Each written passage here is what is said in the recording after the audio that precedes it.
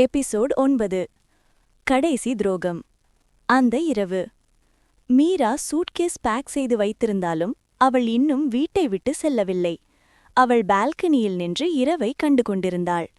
அவள் மனசில் ஒரு ஆசை மட்டும். ஒரு நாள் அரவிந்த் உண்மைய புரிஞ்சுக்குவாரா? அதே நேரத்தில் கார்த்திக் தனது பிளானை எக்ஸிக்யூட் செய்ய தயாராக இருந்தான். அவன் போனை எடுத்தான். அவன் ஒரு ஃபேக் வீடியோ எடிட் பண்ணியிருந்தான். அதில் மீரா மற்றும் அவன் க்ளோஸா பேசிக் கொண்டிருக்கிற மாதிரி எடிட்.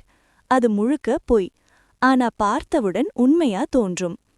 அவன் அந்த வீடியோவை அரவிந்துக்கு அனுப்பினான். மெசேஜ்: இதுதான் உண்மை. அரவிந்த் அந்த வீடியோ பார்த்தான். அவன் கையில் போன் நடுங்கியது. அவன் ஆங்கரா வீட்டிற்கு ஓடி வந்தான். டோர் ஓபன் பண்ணான். மீரா. அவள் ஹால்க்கு வந்தாள். என்னாச்சு? அவன் போனை காட்டினான். இதுக்கு எக்ஸ்பிளனேஷன் என்ன? மீரா வீடியோ பார்த்ததும் ஷாக். இது ஃபேக். அவன் கத்தினான். போதும். அவன் குரல் அந்த வீட்டில் முழங்கியது. நான் உன்னை நம்பினேன், ஆனா நீ என்னை ஏமாத்திட்ட. மீரா ஆல்மோஸ்ட் உடைந்தாள். நான் எதுவும் செய்யல. ஆனா அவன் கேட்கவே இல்லை. அந்த மோமெண்ட்ல மீரா அமைதியாக நின்றாள். அவள் கண்களில் கண்ணீர். ஆனா இந்த முறை அவள் குரல் காம். சரி.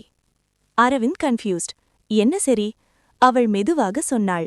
நீ என்ன நம்பவே மாட்டேன்னு இப்ப புரிஞ்சுச்சு. அவள் பெட்ரூம்க்கு போனாள். சூட்கேஸ் எடுத்தாள். அதை ஹாலுக்கு கொண்டு வந்தாள். அரவிந்த் ஷாக். எங்க போற?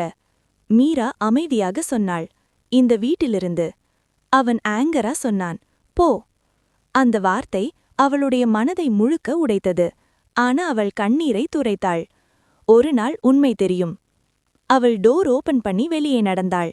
அந்த இரவு மீரா தனது வாழ்க்கையை முழுக்க மாற்றிக்கொண்டாள். அவள் மனசில் ஒரு முடிவு. இனி எந்த ஆணையும் நான் நம்ப மாட்டேன். வெளியில் அவள் மழையில் நடந்து கொண்டிருந்தாள். அந்த நேரம் டிஸ்டன்ஸ்லிருந்து அந்த சீனை பார்த்து கொண்டிருந்தான் கார்த்திக். அவன் சிரித்தான். Game over. ஆனா அவனுக்கு தெரியவில்லை, இந்த ஸ்டோரி இப்போதுதான் ரியல் டர்ன் எடுக்கப் போகிறது. ஏனென்றால் ஒரு நாள் உண்மை வெளியில் வரும். அப்போது யார் அழப்போகிறார்கள்? எபிசோட் 9 முடிவு. அடுத்தது எபிசோட் 10 புதிய வாழ்க்கை.